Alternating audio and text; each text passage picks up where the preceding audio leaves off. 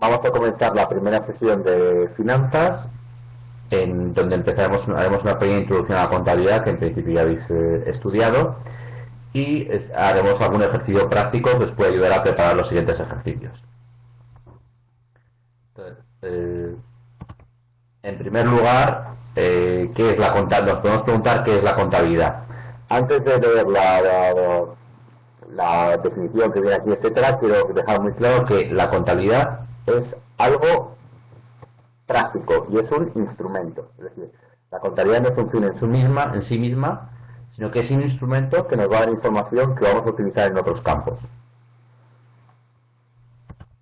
Y ya pasando a la definición de contabilidad, podemos hablar que la contabilidad es el sistema que captura hechos económicos relacionados con un negocio, los procesa y genera información acerca del patrimonio, la situación financiera y los resultados del negocio. Simplemente, ¿qué es contabilidad? Pensar en la tienda de la esquina, que cada vez que realiza una venta, la teclea en la máquina registradora y genera que ha vendido un producto, procesa el precio que lo ha vendido, si lo ha cobrado o lo va a cobrar en un futuro, incluso en máquinas un poquito más avanzadas, tiene, o si ya se hace por ordenador, tiene el precio que le ha costado y por tanto el beneficio que ha podido obtener en la información del beneficio que ha podido obtener en esa operación. Eso es un ejemplo muy sencillo. Eso, que lo vemos a diario, eso es contabilidad. A un nivel más básico si queremos, pero eso es contabilidad, que nos va a dar información sobre la rentabilidad que tenemos por los productos, qué productos vendemos y cuáles no, etcétera. Dentro de tipos de contabilidad hay varios tipos de contabilidad, como ya os he dicho, es un instrumento, entonces según se oriente la contabilidad que sirva para unas cosas u otras, hay diferentes variables o variedades de contabilidad. En primer lugar está la contabilidad financiera, que es la básica, la que se suele partir normalmente, que es simplemente reflejar todos los movimientos económicos que ha habido en la empresa, reflejarlos en papel y que nos dé una imagen de la empresa. Luego está la contabilidad de costes, que se centra sobre todo en empresas de producción, en analizar realmente los costes. Por ejemplo, no es una empresa que fabrique ladrillos, en ver directamente todos los costes, analizar exactamente cuáles son los costes en que incurren, es decir, qué coste es el material, qué coste es la energía, qué coste es la mano de obra, qué coste es la parte de la nave que se puede repercutir, etcétera. Y se centra sobre todo en determinar adecuadamente cuál es el coste de un producto. Si no calculamos bien lo que nos ha costado realmente un producto, es muy difícil que podamos determinar un precio de venta adecuado. Si determinamos el coste incorrectamente, es posible incluso que estemos vendiendo el producto por debajo del precio de lo que nos cuesta. Y evidentemente incurriríamos en pérdidas, incluso sin saberlo.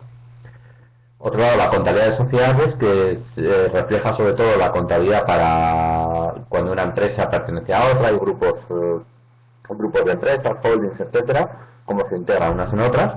Evidentemente está totalmente fuera del objeto de este curso. Se puede hablar incluso de una contabilidad a efecto fiscal, que normalmente se puede partir de la contabilidad financiera y realizar algunos ajustes para ver el resultado de contabilidad fiscal realmente, que es la que vamos a utilizar a la hora de determinar el pago de impuestos.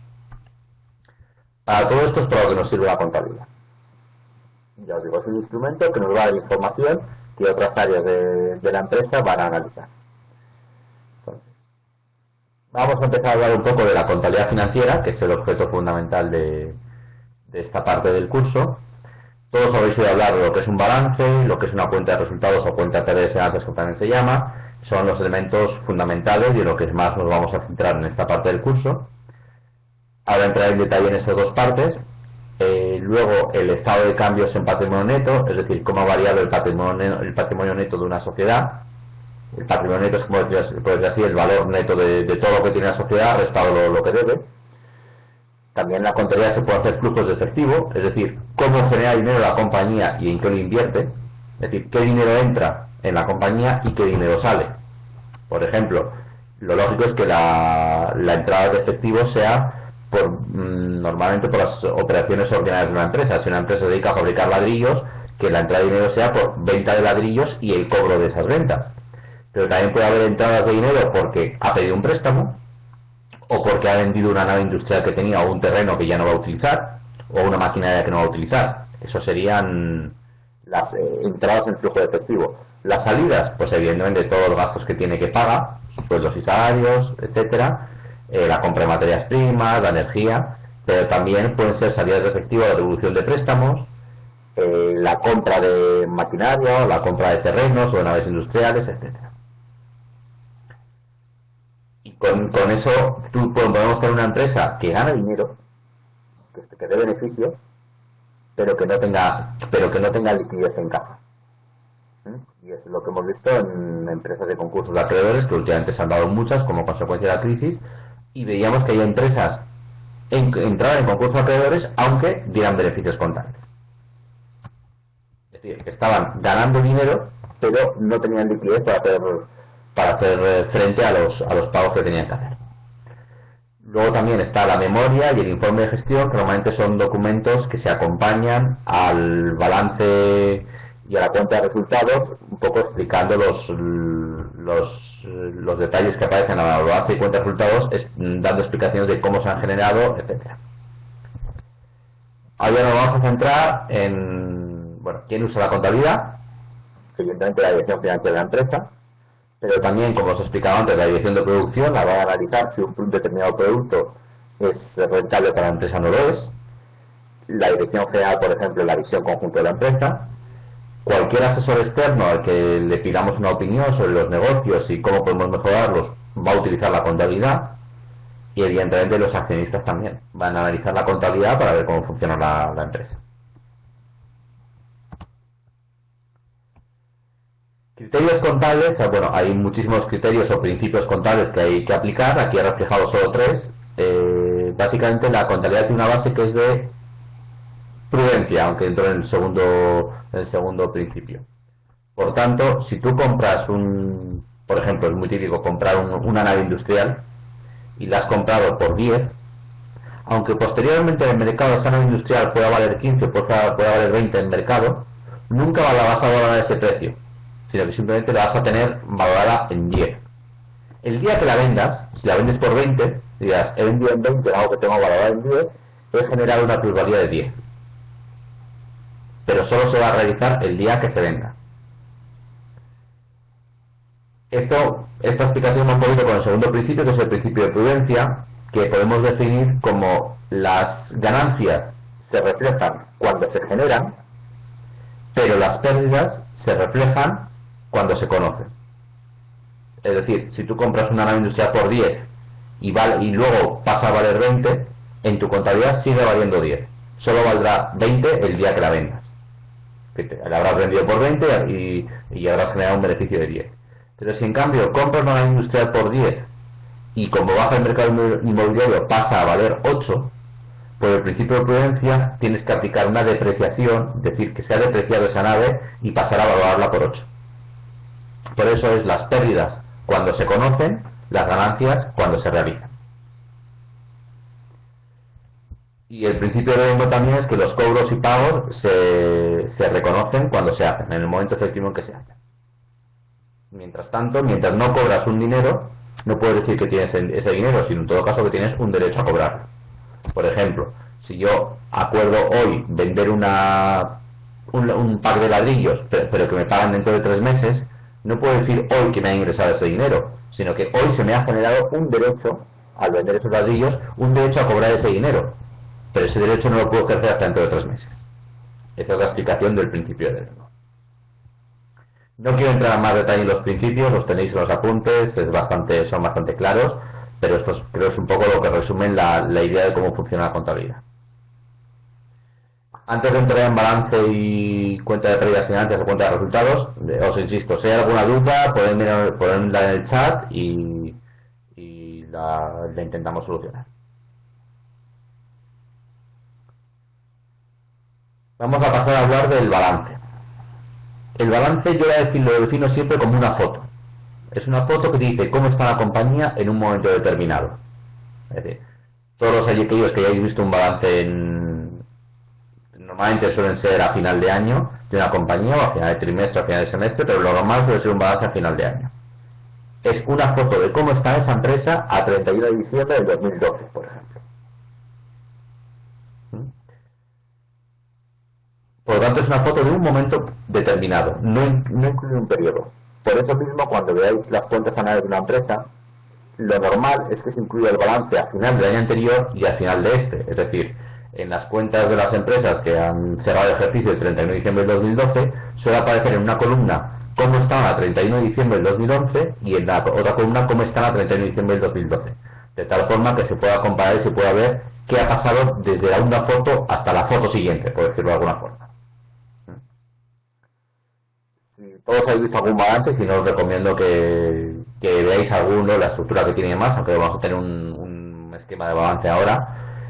El balance se compone de dos columnas, que podemos llamar la columna de la izquierda, suele llamar activo, y la columna de la derecha pasivo. Entonces, en la columna del activo aparecen todas las propiedades, los derechos, los bienes que tiene la compañía. Aquí pueden aparecer los terrenos, las naves industriales, las existencias de ladrillos, los derechos de cobro que tiene de clientes, el dinero que tiene en la caja y demás. O sea, todo lo que aporta, todo lo que tiene valor para la compañía. En la parte de pasivo aparecen las obligaciones que tiene la compañía. Entonces, la parte de pasivo, que es la columna derecha, podemos distribuirlo en dos partes. Lo que se llama pasivo en puridad, que es lo que se debe a terceros, a proveedores que no has pagado todavía, a Hacienda porque no le has pagado el IVA todavía, porque no ha llegado la fecha de liquidación, a bancos que te han prestado dinero, o a otras personas que te han prestado dinero, que es lo que se llama propiamente pasivo, y luego la parte que se llama neto, que es lo que pertenece a los accionistas. Es decir, si la compañía tiene activos por valor de 100 y debe 40, lo que queda 60 es lo que va a la compañía, que a quién pertenece, a sus accionistas. Entonces, pasamos a la siguiente página de lo que es el esquema de un balance. Como veis, especifica arriba el balance a 31 de diciembre del 2000XX, al 2012 por ejemplo, es a una fecha determinada. Y vamos a analizar un poco lo que hay en cada columna. En la columna del activo tenemos, por un lado, el dinero que hay en caja, por ejemplo 60, lo que nos deben los clientes, que son 25, esto es un derecho de cobro que tengo, por tanto es un mayor valor para la compañía, me tienen que pagar este dinero. Las existencias que tengo, lo que valen los ladrillos que tengo. Evidentemente, ¿cómo se valoran estos ladrillos? Estos ladrillos se valoran al precio que me ha costado producirlos. Lo lógico es que yo tengo valorado a 10 y el día que los venda no los venda a 10, sino los venda a 15 o a 20 para generar un beneficio. Pero como todavía no los he vendido, los tengo que valorar simplemente lo que me han costado. Luego, el inmovilizado.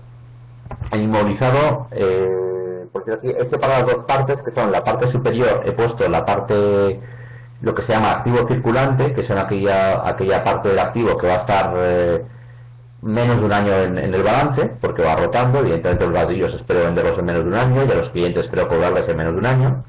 Y en la parte inferior aparece lo que es el inmovilizado, que es el activo inmovilizado, activo fijo, que se llama, que es el activo que está más de un año en el balance, más de 365 días. Evidentemente los solares, los terrenos, las naves industriales, todo eso va a estar en principio más de un año.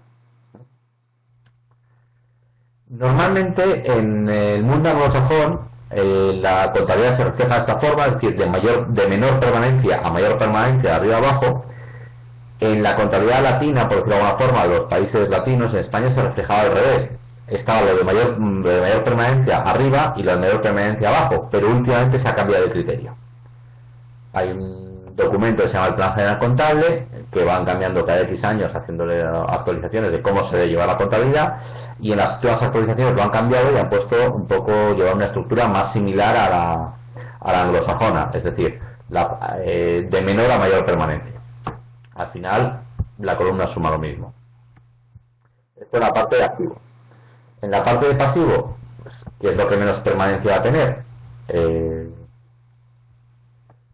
Lorena, es otra pregunta. Desde el último cambio se coloca de esta forma en España. Pero veréis que hay muchísima gente que sigue haciendo de otra forma porque ha sido tradicional desde siempre en España.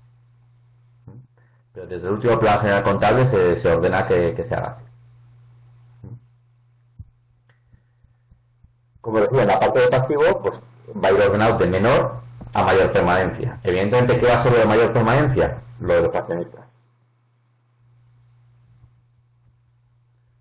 Los criterios cambian, al final tiene cierto, respecto a la pregunta de la cachondeo, tiene cierto sentido que se intente homogeneizar el mismo criterio que el mundo anglosajón. El mundo anglosajón tiene otros sistemas de contabilidad, por decirlo así, o tiene muchas otras diferencias, pero hay un instituto internacional que intenta, el IAS, International Accounting Standards, que intenta, por decirlo así, unificar criterios en las diferentes formas de contabilidad. Al final, ahora mirar un balance, te da igual mirarlo arriba abajo que abajo arriba. No es, o sea, utilizar la forma antigua no es que esté mal. Simplemente en algún momento posiblemente tendrás que cambiar de criterio, pero tampoco es urgente hacerlo ahora mismo. ¿Por qué el mundo anglosajón no se adapta? Siguen conduciendo por la derecha en Inglaterra. Ya sabéis, cuando el canal de la Mancha no se puede circular, el que queda habitado es Europa, no es Gran Bretaña. Esa es la visión de los ingleses. Y los americanos, al fin y al cabo, han heredado de los ingleses toda la cultura económica. Ya os digo, es un tema de criterios. Igual, entrando en contabilidad en mucha más profundidad, cada país tiene criterios diferentes y formas diferentes de contabilizar las cosas, que evidentemente no es el objeto de este curso, pero hay diferencias. Ya os digo, mientras sepas en qué consisten las diferencias y sepas interpretarlas, tampoco es un mayor problema para el que trabaja todo el día con la contabilidad. Volviendo al balance, si no hay más preguntas, lo que os comentaba del pasivo está ordenado también de menor permanencia a mayor permanencia, y evidentemente la parte de mayor permanencia va a ser la parte de los accionistas, y no se lo hace por abajo, va a ser el capital y las reservas, que es lo que pertenece a los accionistas. Yendo abajo arriba, luego está la deuda a largo plazo, que está más de un año, que es pasivo a largo plazo, pasivo fijo, de alguna forma. Y luego pasivo a corto plazo, que es la deuda que tienes a corto plazo con bancos, que puede ser normalmente una línea de crédito, etcétera, o emisiones de deuda que te quedan, o sea, préstamos del banco que te quedan menos de un año para el vencimiento, y la cuenta de proveedores, que es lo que tus proveedores pagues a 90 días, a 180 días, pero es muy raro que pases de más de un año. Entonces, este es el esquema fundamental de un balance. Al final, lo que os decía antes, se puede dividir en parte de activo y parte pasivo. Recordad que siempre las dos columnas tienen que sumar lo mismo. Eso es muy importante. Es decir, todo lo que tengo, o sea, la parte izquierda es todo lo que tiene la empresa, y la parte derecha, ¿a quién pertenece? ¿Qué pertenece? Lo que es lo que dé la empresa, y el resto es lo que pertenece a los accionistas. Con lo cual, tienen que sumar lo mismo la columna izquierda y la columna derecha. Eso es muy importante. La amortización acumulada. Vamos a empezar, si queréis, a hablar de amortización. Imaginad una empresa de ladrillos que compra una máquina, que invierte en comprar una máquina que espera que le dure 10 años. Y compra esa máquina por un valor de 10 para fabricar ladrillos. Y dice, oye, a los 10 años esta máquina ya va a estar desgastada y no va a servir para nada. Entonces, tú cuando compras la máquina, no es un gasto, es una inversión que estás teniendo a 10 años, ¿no? Como está a más de un año, entraría dentro del inmovilizado. Ahora bien, lo lógico es que tú, cada año que utilizas la máquina, como la máquina dura 10 años, cada año que la utilizas, estás, entre comillas, desgastando la máquina. Si te va a durar 10 años la máquina y te ha costado 10, cada año es pérdida de valor con el tiempo y pérdida de valor con el uso. No es depreciarla. Hay que distinguir entre depreciación y amortización. Amortización es pérdida de valor por el paso del tiempo y por el uso. Es decir, he comprado una máquina que me va a durar 10 años, trabajando 10 años con ella, entonces cada año calculo que pierde un 10% de su valor por el uso, porque la estoy desgastando. En cambio, depreciarla es que ha perdido valor por un hecho externo. Es decir, si tú te compras una casa y la has comprado por 100, la casa en sí no pierde valor, no se deprecia, o no debería, o vamos a pensar que no pierde valor, pero sí es verdad que cada año que la usas la estás desgastando y por tanto perdería un poquito de valor porque en la amortización estás considerando lo que te costaría, entre comillas, volver a dejarla en estado nuevo de cuando la has comprado. Es un poco lo que dice Leticia de traspasarla a gastos gradualmente. Si yo compro una máquina a 10 años y en 10 años la voy a pulir, es un poco decir, conforme la voy utilizando, voy aplicando el gasto que le corresponde.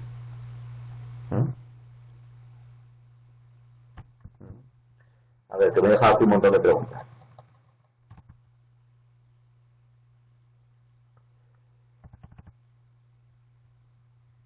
Pues ya has perdido valor por el tiempo y por el uso. Se pone positivo, pero realmente está en negativo y tenía un signo menos, pero no ha salido. De hecho, si se me ha ido a columnas, 85, 60 más 25 más 10, 95, más 130 menos 30 es 195. La amortización acumulada es un menor valor del inmovilizado. Eso en cuanto a la pregunta de Sergio.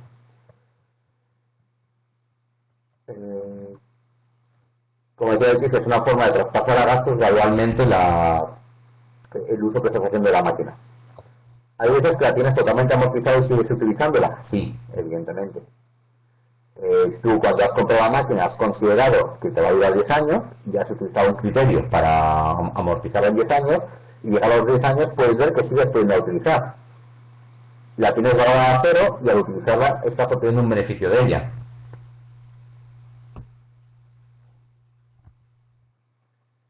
¿De dónde se saca el dinero de la amortización? Cuando tú amortizas la máquina, y esto es un fallo muy común, esto es, no pasa nada, es un fallo que luego suele pasar numerosas veces en los ejercicios. Distinguir siempre entre un gasto y un movimiento de dinero. No siempre es lo mismo.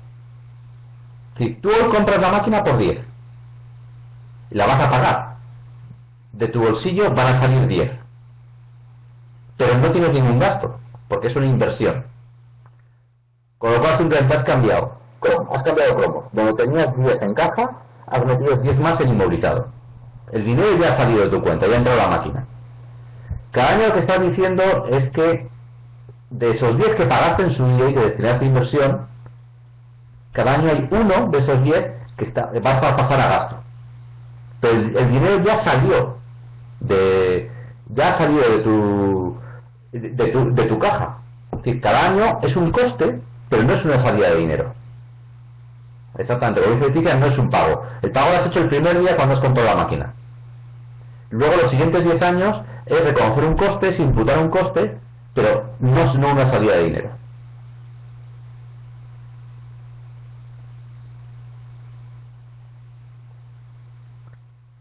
Exactamente, por esa manera, el gasto se produce cuando realizamos todos los años de amortización. Ahí es cuando pasamos los 10 que pagamos en su día, que ha sido inversión y que no es un gasto en ese momento, cada año cogemos uno de esos 10, el criterio que sigamos, para pasarlo a años. Luego sí, en la amortización acumulada inmovilizado debe aparecer un negativo, menos 30, ponerlo, o sea, con un menos o entre paréntesis, como queráis. Esto ha sido simplemente al copiar de Excel que no ha salido bien en la hoja. ¿Hasta aquí bien? ¿Me deja alguna pregunta que me haya faltado algo?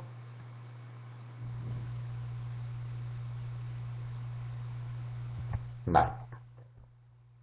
De acuerdo, seguimos entonces. Simplemente recordaros, quedaros con la imagen de que, perdonad que sea tan pesado, pero prefiero en lo básico que quede muy claro, que luego nos da una base para lo siguiente. El balance es una foto de cómo está la empresa o la sociedad a una fecha determinada. De acuerdo. Ahora pasamos a ver lo que es la cuenta de resultados, también se llama cuenta de pérdidas y ganancias, etc. Yo la llamo, para comparar con el balance, que es una foto, la describo como una grabación en vídeo. Es decir, en el que se van a reflejar las ganancias y pérdidas producidas en un periodo de tiempo, lo normal es en un año. Entonces, en los documentos contables habituales que presenta la compañía a 31 de diciembre del 2012, por ejemplo, aparece el balance a 31 de diciembre del 2011, la foto a diciembre del 2011. El balance a 31 de diciembre de 2012, otra foto. Y la cuenta de resultados, que es una grabación en vídeo de cómo ha pasado de una a otra, con qué resultados. Oiréis en la prensa continuamente que las empresas presentan resultados, presentan resultados normalmente las que cotizan en bolsa y demás, empresas grandes, para los accionistas dan información normalmente de forma trimestral, pero evidentemente al mínimo, como mínimo están obligados a hacerlo de forma anual, todas las empresas. Formular unas cuentas anuales cada año, que luego tienen que aprobar. Aprobar significa decir que los directivos están de acuerdo con que las cuentas están bien formuladas y que reflejan exactamente lo que ha pasado, y luego se las presenta a los accionistas también para que las aprueben. Y una vez que están aprobadas por los accionistas, se entregan al registro mercantil para que conste. Contamos de la cuenta de resultados, que decía que es una grabación en vídeo, refleja las ganancias y pérdidas de un periodo de tiempo. Calculemos que sea un año, por ejemplo, el año 2012. Ahora entremos en el esquema exacto que tiene la cuenta de resultados, pero básicamente hay dos tipos de resultados. El resultado ordinario de explotación, que es la actividad habitual de la empresa, es decir, lo que he ganado o perdido vendiendo ladrillos, fabricándolos y vendiendo los ladrillos, y resultados extraordinarios, que son actividades normalmente de inversión y financiación, es decir, aquí entraría, he vendido una nave industrial que tenía valorado en 20, pero la he vendido por 50, se ha producido una ganancia extraordinaria, pero claro, se llama extraordinarias porque no es una cosa que vaya a suceder cada año, sino que son operaciones muy concretas. Otro resultado extraordinario es que me han recalificado un terreno que tenía la empresa y que era agrícola, y resulta que ya se puede construir, lo he vendido y se ha generado un beneficio enorme. Otro ejemplo de resultados extraordinarios, muchas veces veréis que sale: el Banco Santander ha vendido su red de oficinas y ha generado un beneficio de 200 millones de euros. ¿Por qué? Y dices, joder, si el mercado inmobiliario ha bajado. Pero lo que volvemos a los principios contables. Lo que os decía antes, a lo mejor tiene oficinas que ha comprado en los años 70, los años 60, en balance a un precio muy muy bajo, porque están valoradas a coste histórico, y claro, aunque haya bajado el mercado inmobiliario, las ha vendido a un precio mucho más caro de lo que tenía valorado, y por tanto ahí se genera el beneficio. Esto pues, por ejemplo, hoy día son cosas que han salido en prensa y que asumo que habéis oído, y desde luego os recomiendo que en algunas de estas poco a poco lo vayáis viendo con un poquito de análisis más crítico. Bankia está pensando en vender sus participaciones industriales, y en algunas ha vendido una participación, no sé, en NH3 no ha vendido todavía, pero pretende venderla, y el día que la venda espera generar un beneficio. ¿Por qué? Porque tiene valorada la participación al precio que la compró, un precio muy barato en su día, han pasado muchos años, y al venderla ahora realizará una ganancia. En cambio, hay otras cosas que puede realizar, o sea, que se han producido, que han ido contando una depreciación, pero que realmente la depreciación que ha adoptado no sea suficiente. Por ejemplo, muchas inmobiliarias, el ejemplo que os ponía antes de promotoras e inmobiliarias que entraron en concurso de acreedores, daban beneficios, pero resulta que no tenían liquidez, y tenían muchas propiedades valoradas al precio que les había costado construirlas, y aunque el precio de mercado no pudieran venderlas a ese precio, no habían dotado de la depreciación suficiente, porque la depreciación era un gasto que aparecía en su cuenta de resultados, y estaban teniendo un balance un poco engañoso, no por el lado prudente, sino por el lado contrario, siendo muy agresivos, y tenían valorados terrenos o viviendas a un precio muy superior al que realmente se podían vender. Eso era un error. Ha sido un poco el caso de Bankia cuando reformularon las cuentas. Bueno, Bankia y muchas otras cajas de ahorros, pero Bankia ha sido el más conocido en prensa. Cuando reformularon las cuentas anuales, cuando entró el nuevo equipo directivo, Bankia decía que había ganado 200 millones de euros, y de repente el nuevo equipo directivo dijo que no, que se habían perdido 18.000. ¿Dónde está la diferencia? En préstamos que Bankia tenía concedidos, que decía que había ganado el dinero, el nuevo equipo directivo dijo: no, este dinero es muy difícil de recuperar y tengo que dotar una provisión, considerar una pérdida, porque creo que estos préstamos es muy difícil que pueda recuperarlos. Fue un cambio de criterio. No voy a entrar en cuál estaba bien y cuál estaba mal. Seguimos con un ejemplo de cuenta de pérdidas y ganancias muy básico. Pues lo normal se suele empezar por las ventas del producto propio de la empresa, en este caso las ventas de ladrillos, vendo 100, gastos, aquí incluidos los gastos de lo que me cuesta producir los ladrillos, también, que son, aquí tenemos un beneficio de explotación que son 25, ¿no? Esto en inglés se llama EBITDA, que es Earnings Before Interest, Taxes, Depreciation and Amortization. Es decir, beneficios antes de considerar los intereses, los impuestos, la depreciación y la amortización. Por decir, oye, ¿cuánto me han sacado los ladrillos en bruto?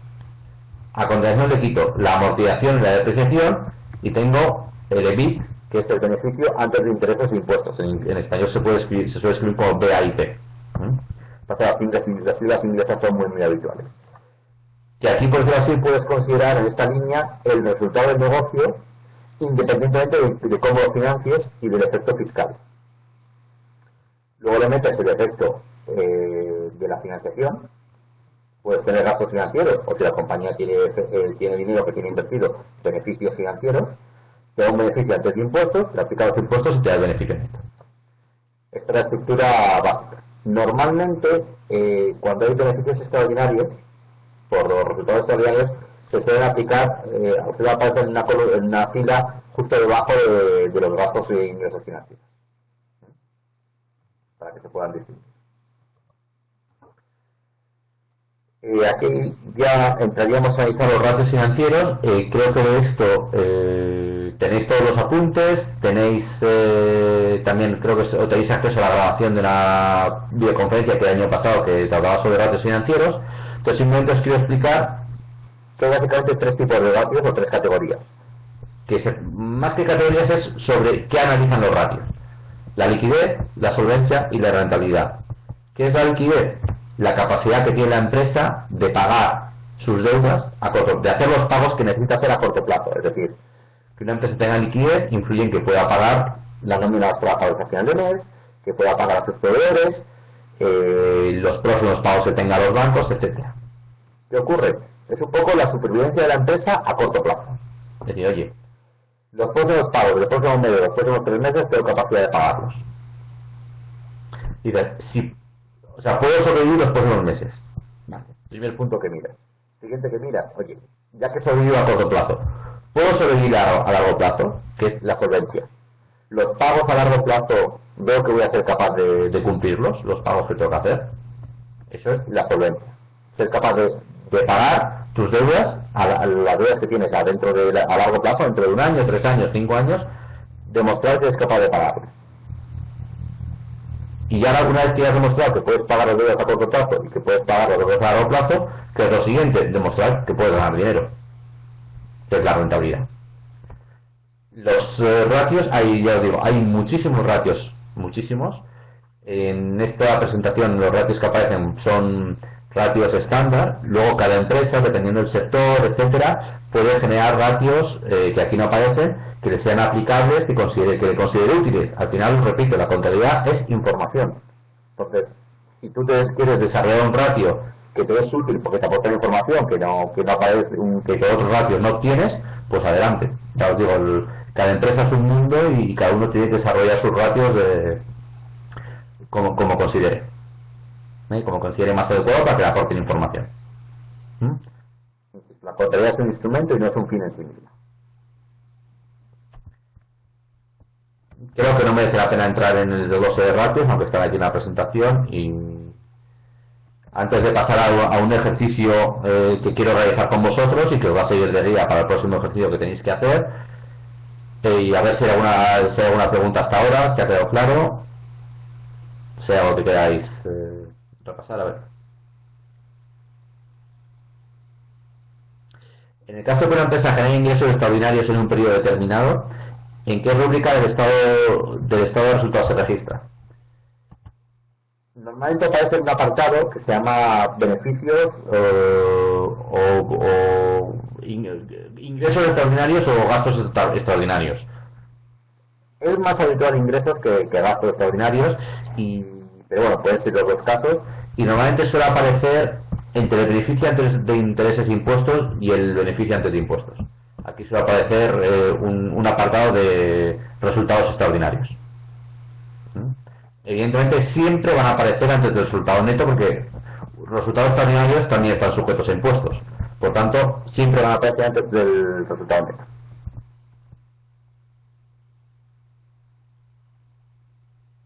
Hacienda no perdona.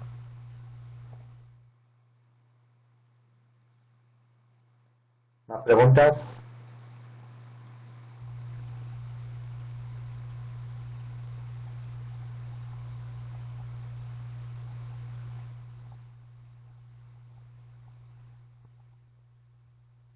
Todo ok, vale.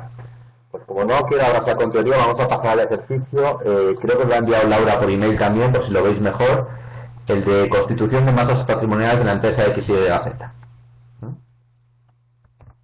Os recomiendo que cojáis papel y boli. No hace falta calculadora. Como mucho van a ser unas sumas. O sea, papel y boli, o el que quiera hacerlo en Excel, no hay ningún problema. Aquí básicamente lo que os voy a dar es, lo que os doy es información sobre una empresa, y lo que quiero es que me constituyáis el balance.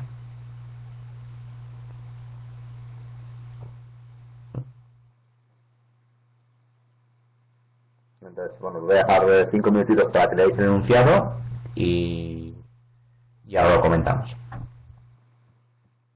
Os recomiendo que leáis el enunciado y en un hoja borrador o en Excel os vayáis construyendo el balance y a ver qué dificultades tenéis. Y luego comentamos. Vale, pues si queréis vamos a empezar poquito a poco con el ejercicio, aunque no hayáis terminado no pasa nada. Lo que busco es un poco que os sirva de guía para realizar otro ejercicio que tenéis pendiente. Pero bueno, la empresa X, Y, Z se dedica a fabricar maquinillas de afeitar. Se constituyó en 1995.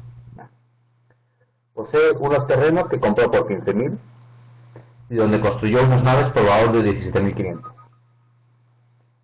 Actualmente el valor del conjunto es de 25.000. Primera pregunta, ¿esto es activo o pasivo?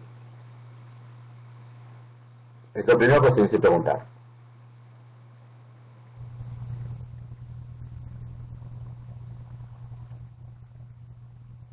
A ver.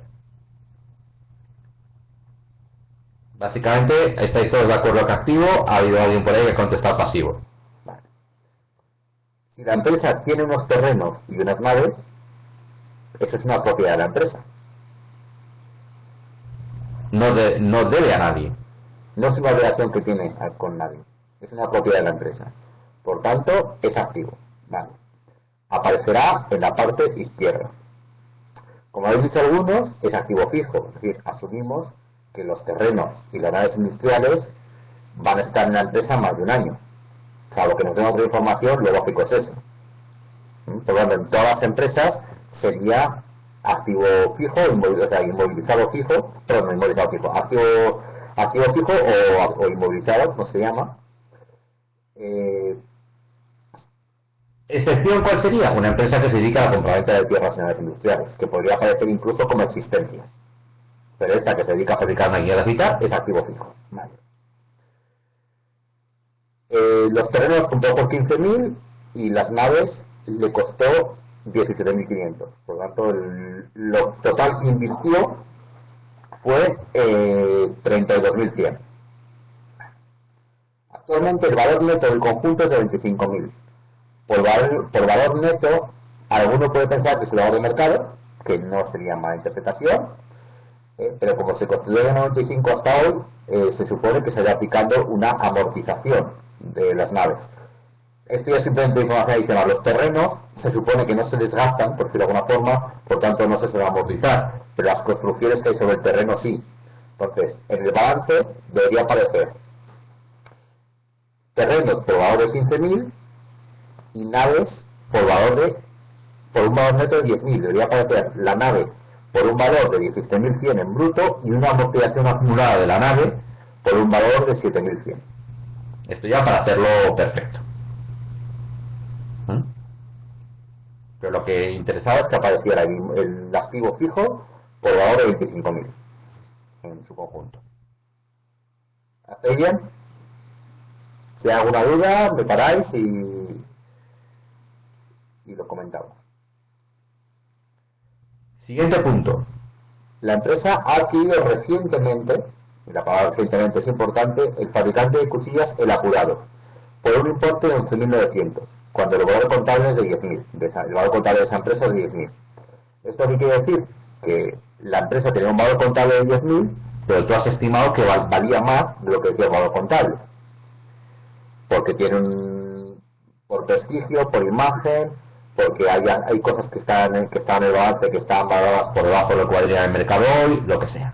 Entonces, cuando tú compras una empresa que por un valor superior al valor contable, esa diferencia se suele poner como fondo de comercio. Lo habréis oído hablar, es decir, porque estás comprando por lo que puede valer la marca, el prestigio que tiene esa empresa, etcétera. Y el fondo de comercio lo metes en el activo y lo que tienes que hacer se supone que es amortizar en un plazo de 5 o 10 años. No recuerdo ahora exactamente con el último cambio cuál es el plazo máximo que se da. Pero si oye, estoy comprando una empresa por un precio superior al que dice el valor contable, pero tiene una explicación para ello.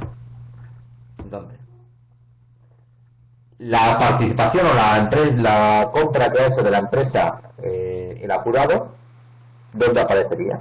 ¿En activo o en pasivo? Vale, sí, es todo activo. ¿Qué valor tiene que tener la nave? Lo que os decía, la nave tiene que tener un valor de 10.000. Y la amortización no sería 25.000 menos 17.100, sino 17.100 menos 10.000.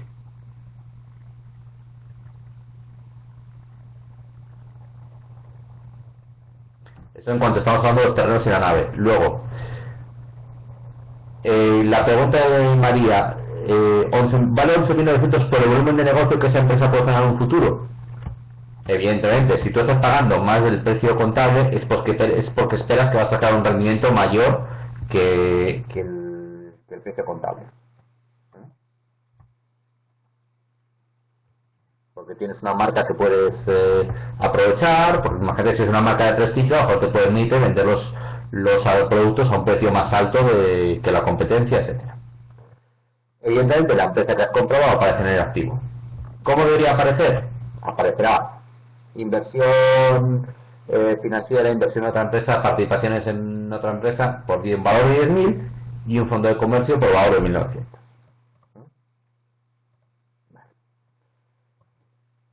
En cuanto al último comentario de Rafael, en pasivo iría cómo se pagó. A ver, vuelvo. El balance que es una foto. Una foto de lo que hay ahora. Cómo se pagó en el pasado no aparece en el balance.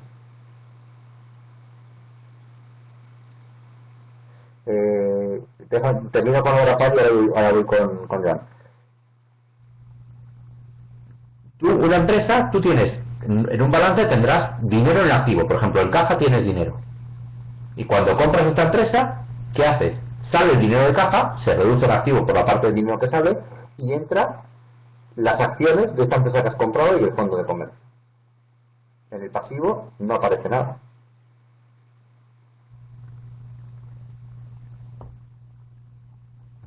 El balance es una foto de lo que hay hoy. No te va a decir lo que ha pasado antes. Te puede dar indicios, como mucho. Pero no te va a decir lo que ha pasado antes. Te va a decir lo que hay hoy. No es un histórico. Por eso insisto que es una foto de un momento.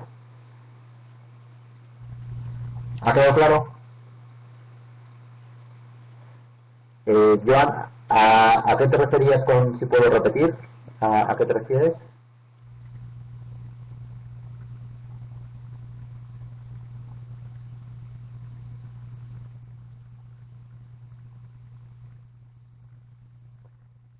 A ver, el fondo de comercio, ¿cómo lo has separado? Si tú compras una empresa, a ver, y estoy haciendo contabilidad básica porque no quiero complicarlo más, una empresa que tiene un valor contable de 10 o de 10.000 y pagas 11.900, lo lógico es que en tu balance de activos metas la empresa que has comprado que tiene un valor contable de 10.000, metas una participación en otras empresas por valor de 10.000, porque es el valor contable que tiene esa empresa, y los 1.900 que has pagado de más, si estás pagando de más, es porque estimas que tiene un valor, esa empresa tiene un valor adicional. Vamos a asumir que ese valor adicional es por la marca, porque tiene un prestigio en mercado que te va a permitir vender productos con esa marca a un precio más caro. Entonces, eso es lo que se llama un fondo de comercio. Un fondo de comercio. Se pueden meter muchísimos conceptos en fondo de comercio, pero vamos a pensar que es el prestigio de marca. Entonces, aparecería en el activo, saldrían 11.900 euros de la caja, que es lo que pagas, el precio que pagas, y entrarían en el activo 10.000 de participación industrial, participarían en otra empresa, y 1.900 de fondo de comercio.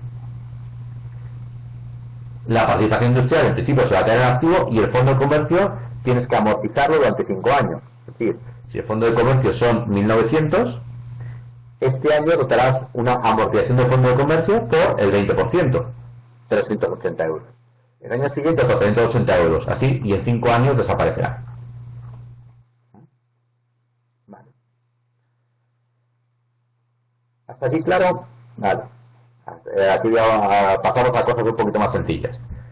La empresa dispone en caja de 200, Tiene depósitos bancarios por 1.000 euros y ha realizado pagos anticipados a algunos proveedores por valor de 200. ¿Esto dónde va? ¿activo o pasivo? Voy a responder yo si queréis. La caja, evidentemente, Es activo circulante. los depósitos bancarios que tienes también es activo. Y si has realizado pagos anticipados a algunos proveedores, es un derecho de cobro o un derecho a que te entreguen mercancías que tienes contra los proveedores. Por lo tanto, sería o un activo, O, complicándolo mucho, podría aparecer en el pasivo en el consigno negativo. Es decir, un menor dinero que des a los proveedores porque les has hecho un anticipo. Exactamente como dice Madera, un menor pasivo. No vamos a complicarlo más, vamos a considerar lo que está en el activo, que es un derecho de cobro que tienes respecto a proveedores por 200 euros. Hasta aquí, claro. Siguiente punto. Tienes almacenadas cuchillas con un coste de fabricación de 3.700 euros que esperas vender en la campaña de Navidad, pongamos al doble de su precio. ¿Dónde aparecerían? ¿En activo o en pasivo? ¿Y qué valor? ¿3.700 o 7.400, que es el precio que esperas vender? Activo. son propiedades de la empresa. ¿Y a qué precio? Principio de prudencia. Espero venderlas a 7.400, que a mí me han costado 3.700, por tanto las valoro a 3.700. El día que las venda, ya generará el beneficio, pero el activo mientras aparece a precio de coste. Vale. Luego, asimismo, ha vendido cuchillas que todavía no ha cobrado Por 800. ¿Esto qué es? Un derecho de cobro que tienes, Frente a clientes. por tanto es un activo. Es un derecho que tiene la empresa, una propiedad, un derecho. Vale. ¿Hasta aquí claro? Voy a ver si puedo cargar el Excel aquí. De todas formas, tenéis la respuesta, lo ha mandado Laura, pero voy a ver si puedo cargar el Excel de forma que se vea.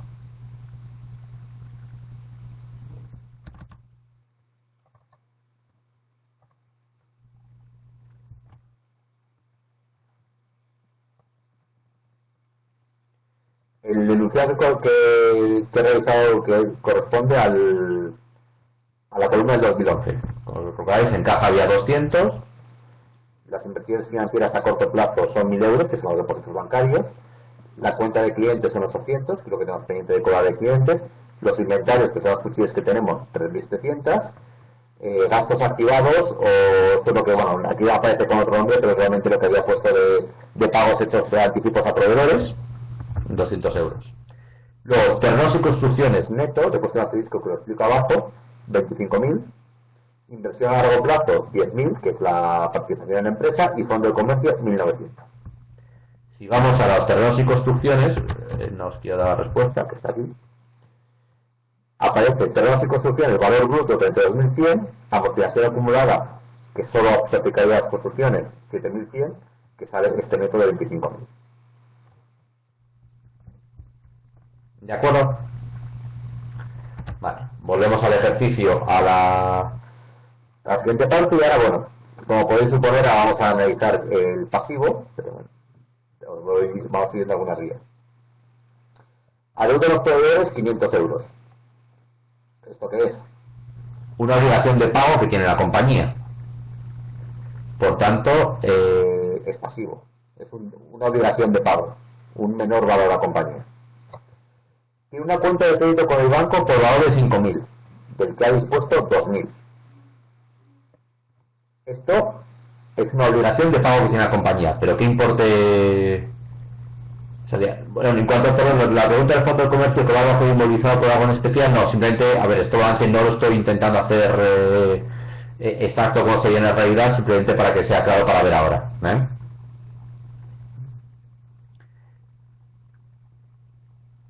Volviendo a la cuenta de crédito, el banco tiene una cuenta de crédito por ahora de 5.000, del que ha dispuesto 2.000. Me estáis contestando la mayoría que es pasivo corriente, importe de 2.000, es decir, ¿qué aparece? Oye, yo a día de hoy debo 2.000 al banco. Y luego, en la memoria, normalmente vienen comentarios sobre el balance y pondría, que es un documento de memoria básica, que es una explicación del balance, la cuenta de tareas y ganancias, diría, los 2.000 euros adeudados al banco por la línea de crédito forman parte de la línea de crédito de un total de 5.000, pero todos han dispuesto 2.000. Que ahí sí das información adicional para interpretar las cuentas. Con lo cual, un accionista te da las cuentas y dice, bueno, en caso necesario, la empresa tiene posibilidad de pedir prestado 3.000 más, o tiene concedidos préstamos que no ha utilizado por valor de 3.000. Con lo cual, en caso de que haya un apuro, hay de dónde tirar. Hablando en claro, sería una forma de interpretarlo. Vale. Luego, recibió un préstamo bancario por valor de 20.000 para la adquisición del apurado, que tiene un saldo vivo de 16.600. Evidentemente, compró por 11.900, lo cual destinó el dinero también a otras cosas. ¿Qué aparecería? En el pasivo, vamos a asumir que es un préstamo a largo plazo, y que aparecería el saldo neto, el pasivo no corriente exactamente, por 16.600, que es lo que tiene pendiente de pagar. Luego, debe a Hacienda 4.500 euros por la liquidación del IVA. Si sabéis que la liquidación del IVA normalmente se hace de forma trimestral y se liquida antes del día 20 del mes siguiente. Es decir, la liquidación de, por ejemplo, el tercer trimestre, acabado en octubre al 31 de diciembre, las empresas tienen que pagarlo antes del 20 de enero a la Hacienda. ¿Qué ocurre? Que en la foto del 31 de diciembre aparece siempre la cantidad de IVA que tienen pendiente de pago a Hacienda, pero que todavía no han pagado. Sí, no quiere decir que no estén pagando impuestos, sino que simplemente no llegó el momento de hacer el pago efectivo. Es Hacienda acreedora por conceptos fiscales, etcétera. Eso es como se llama en pasivo. Ya veo que hay gente que ha visto más de un balance y de dos. Esto es, por decirlo así, es la parte de deuda de la empresa con terceros.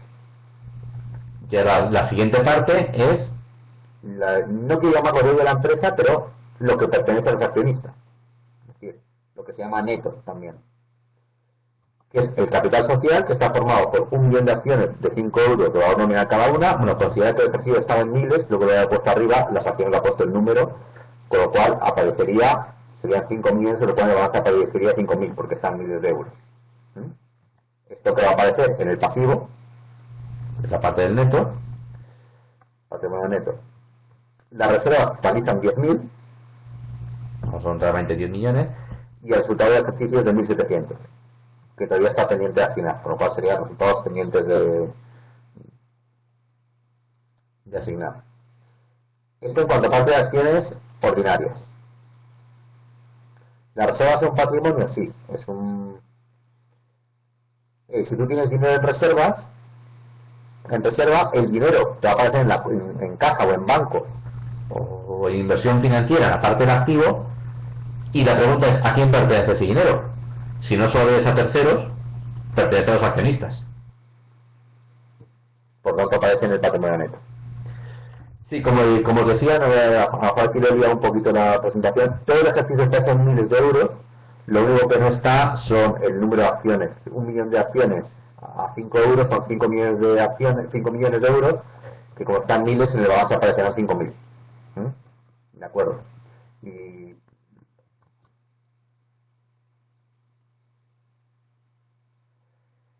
¿hasta aquí bien? Vale. Pues pasamos ya al último punto, que son las acciones preferentes.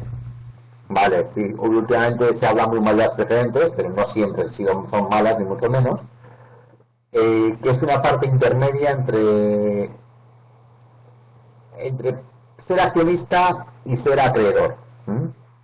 Es un punto intermedio. Normalmente las acciones preferentes, como habréis oído en prensa, son como si fuesen unos bonos, pero que no tienen vencimiento. Entonces se suelen considerar un poco híbrido entre los dos puntos. En este caso, bueno, hay 30.000 acciones, vamos a pensar ahora como si fueran unos bonos a muy muy largo plazo. Hay 30.000 acciones preferentes de 100 euros nominal cada una, con lo cual van a aparecer por valores de 3.000.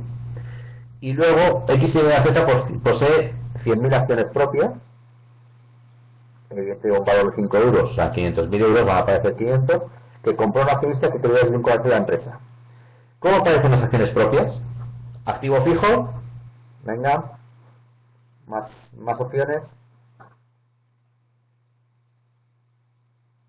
patrimonio, vale, patrimonio neto,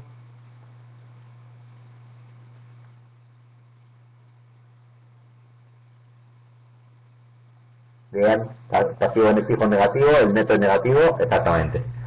Es decir, si la empresa tiene emitidas 1.000.000 de acciones, pero realmente tiene 100.000 guardados en su cajón, es como si hubiera 900.000 por ahí fuera circulando. O sea, a accionistas externos, no a sí misma, son 900.000 acciones, lo cual normalmente suelen aparecer en pasivo, en patrimonio neto, en negativo. La interpretación de activo fijo tampoco está mal, ¿eh? O sea, al fin y al cabo es una propiedad que tiene la empresa.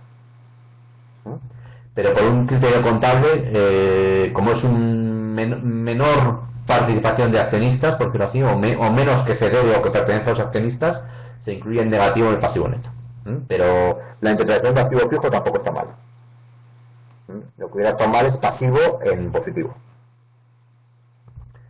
De acuerdo, pues vamos a pasar al pizarrón 3 para ver cómo estaba el pasivo. Yo recuerdo que es la columna del 2011. La cuenta de proveedores tiene 500 euros. La deuda a corto plazo tiene 2.000. Esto es la línea de crédito, lo que se ha dispuesto a la línea de crédito. Como veis, al 2012 se han dispuesto 1.000 euros más. Deuda a largo plazo, lo que os decía, el saldo neto de utilidad a 16.600. Impuestos diferidos o hacienda pública que da por IVA, etcétera. Le digo, no he puesto el nombre exacto de las cuentas, 4.500 euros. Acciones preferentes, 3.000. Recuerdo que eran 30.000 acciones de nominal de 100. Poniendo en el último párrafo. Perdón, en el último párrafo. Capital social, 5.000. Reservas, 10.000. Beneficio de ejercicios anteriores que están pendientes de repartir o de asignar, 1.700. Y las acciones propias aparecen en negativo, 500. Si comprobamos un balance, el activo y el pasivo, suman lo mismo, 42.800.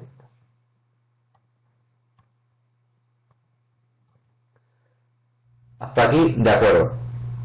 Vale. Ahora os hago una pregunta. Asumiendo que el valor contable deja el... A ver.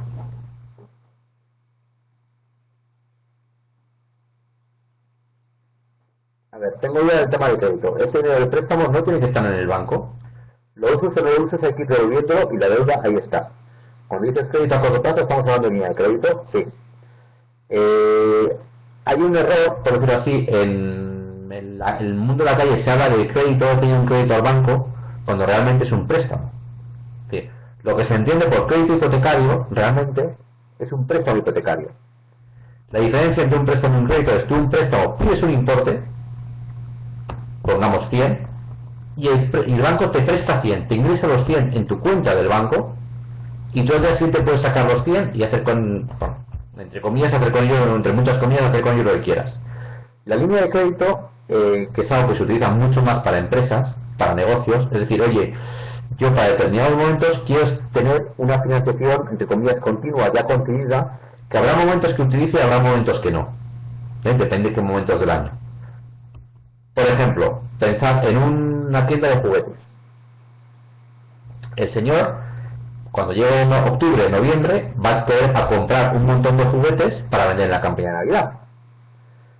Que espera vender entre diciembre y enero. Entonces, pero no le interesa un préstamo a un año con el banco porque es una línea de crédito, o sea, lo va a utilizar en momentos muy puntuales. Entonces, él va a llegar a decir, oye, quiero que me concedas una línea de crédito para ahorrar 10.000. En febrero, en marzo, a lo mejor no la uso, pero cuando llegue octubre, noviembre, voy a comprar un montón de juguetes, voy a utilizar los 10.000 o 8.000 y en enero voy a devolver todo el dinero. Entonces, te da mucha más flexibilidad. Normalmente el banco suele cobrar una comisión. Perdón, banco y cobrar puede ser redundante, lo sé.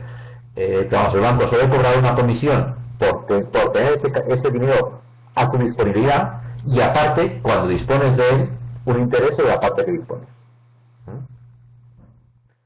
En cierto modo es como una tarjeta de crédito. es una línea de crédito. Tú una tarjeta de crédito, tú tienes un límite máximo. Que lo utilizas o no lo utilizas. Hay veces que llegas al límite y hay veces que no. Pues una línea de crédito se puede Comprar una tarjeta de crédito. Ya digo, es muy habitual y a mí muchas veces hablando en vía normal hablo de un crédito cuando realmente es un préstamo. Si los productos en curso valen X cuando acaba el proceso, pero ahora vale Y, en el balance se pone Y, ¿no? Sí, de hecho, las existencias se suelen distinguir entre existencias terminadas, productos en curso, etcétera. Ante eso, no puedes valorar algo por más de lo que te ha costado a ti hacerlo. ¿Los intereses del crédito no se ponen en pasivo? A ver, vuelvo y voy a ser pesado. Un balance es una foto. Una cuenta de pérdidas y ganancias es una grabación en vídeo. Los intereses se generan durante un periodo, son un gasto. Con lo cual, el gasto te va a aparecer en la cuenta de pérdidas y ganancias, pero no te va a aparecer en el balance. El balance te podrá aparecer si le debes dinero al banco porque no de los intereses porque no se lo has pagado todavía. Pero el coste, el gasto, te va a aparecer en la cuenta de pérdidas y ganancias. Ya os digo, yo sé que insisto mucho en lo de foto y grabación de vídeo, pero es precisamente para estar pensando siempre si es una obligación de pago que tienes o es un gasto, es diferente. Igual que un derecho de cobro es diferente a un beneficio, a un ingreso para la cuenta de beneficios. Si tú tienes un edificio, un piso valorado en 10 y lo vendes en 10 y te van a pagar dentro de un mes, tienes derecho a cobrar 10, pero no has ganado nada. Has vendido una cosa por lo que te ha costado a ti. Entonces, ni ganarías ni perderías dinero, pero sí cobrarías 10. ¿Qué son y dónde van las reservas? A ver, una empresa a final de año, supongamos que ha generado beneficios. Entonces, una vez que llega el 31 de diciembre, ha generado beneficios y hay que deducir, el año siguiente deciden los directivos proponen y los accionistas aprueban qué se hace con ese beneficio que se ha generado. Entonces, hay algunas restricciones legales que parte te obliga a guardarlo como reservas, parte se puede dividir, se puede repartir entre los accionistas como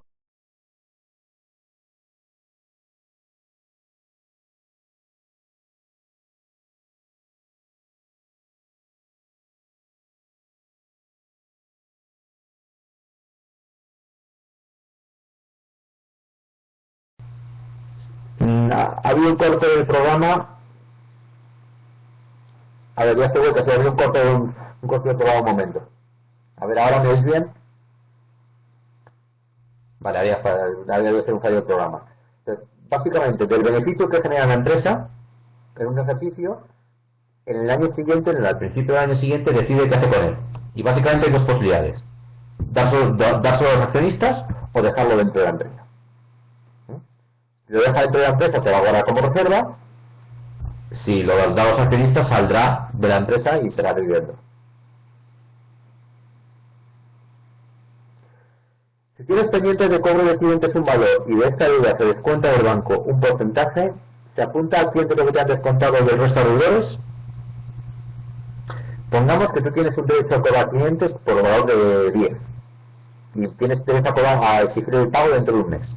Y dices, oye, a mí me interesa cobrar el dinero ahora, voy al banco y que en lugar de 10 del banco me pague 9 y se quede con la deuda de los clientes. Si luego ya es un tema, asumamos que no va a haber un problema de pago por parte de los clientes y nada. Tú al final, ¿qué tienes? En el activo una cuenta de clientes de 10. ¿Y en qué lo estás cambiando?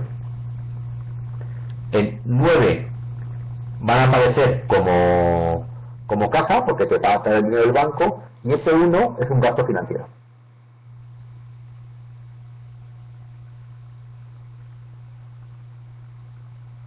Las reservas, ¿a quién pertenecen? a los accionistas. Por tanto, van en el patrimonio neto. Lo que pasa es que las reservas tienen su contrapartida en el activo. Pero las reservas en sí pertenecen a los accionistas. Imagínate una empresa, Pongamos, tú creas una empresa, tienes un activo de 1000 y capital social por 1000. en el activo tienes 1000 euros en caja. Tú compras un producto Y por 1000 y lo vendes por 2000. ¿Qué vas a tener en el activo? 2000, ¿no? De encaja. Y en el pasivo, 1000 de capital social y 1000 de beneficio. Y dices, le voy a pasar los beneficios, le voy a dar todas las reservas. Va a desaparecer. El activo está igual, Sigue siendo los 2000 euros. Y en el lado del pasivo vas a tener 1000 de capital social y 1000 de reservas. María, un 10% de beneficio de llevarse a reserva legal por máximo 20% de capital social. Creo que no sé si no sé si es un 5 o un 10%. Sé que el tope es un 20% de capital social. Eso sí.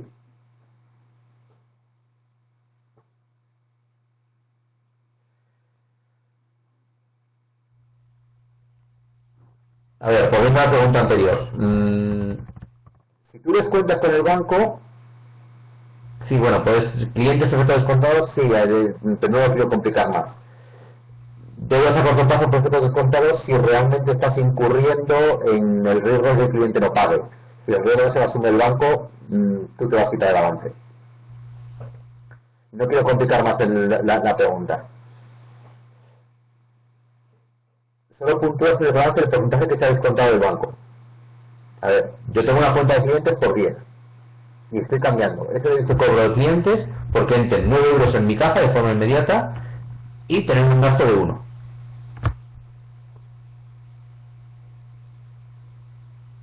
Lo de puntuar en el balance, No entiendo lo que dices por puntuar en el balance. El apunte contable en el balance. A ver, el balance al fin y al cabo es un... ahora habéis oído hablar de los asientos contables, que el asiento contable es cada movimiento que se produce en la empresa y eso luego al final se refleja en el balance. No quiero entrar a ver tema de asientos contables porque es solo para alguien que se va a dedicar a la contabilidad. Quiero que aprendáis más a interpretar un balance, que es lo que vais a encontrar más a menudo en la vida. Entonces, en este ejemplo, lo que os quería decir es, si tú tienes una cuenta de clientes por 10 y el banco dice, yo, entre comillas, te compro esa cuenta de clientes, pero te pago 9, pero el banco va a asumir el riesgo de que esos clientes paguen o no paguen, tú que estás cambiando un derecho de cobro que tienes por 10, lo estás cambiando porque entren 9 euros en tu caja. Esa diferencia de 1 es un gasto que le da a cuenta de pérdidas y ganancias de un gasto financiero. Tú eso que tienes reconocido clientes que te tienen que pagar 10 por ladrillos, posiblemente a ti los ladrillos te ha costado 5 fabricarlo. Entonces, al final has reconocido un beneficio de 5 por la venta de los ladrillos y luego por la financiación que estás consiguiendo el banco al pagarte antes la cuenta de cliente estás perdiendo 1. Neto en la operación estás ganando 4. Te puede merecer la pena. Ya hay que estar a cada... Sobre todo si tienes necesidades de liquidez. Si te sale el dinero, pues mejor prefieres esperar a que el cliente te pague 10 y no pagarle comisiones al banco. Es un tema a analizar en cada momento determinado. ¿Ha quedado claro?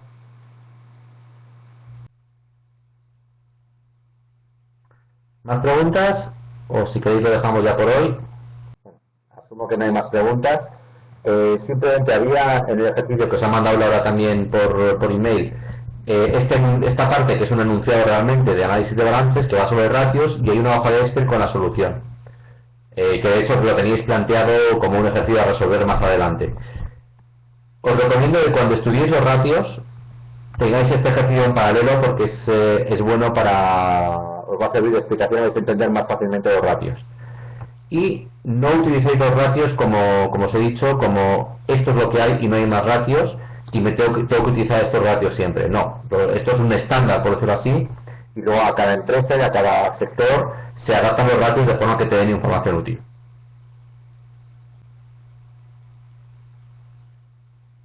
¿De acuerdo?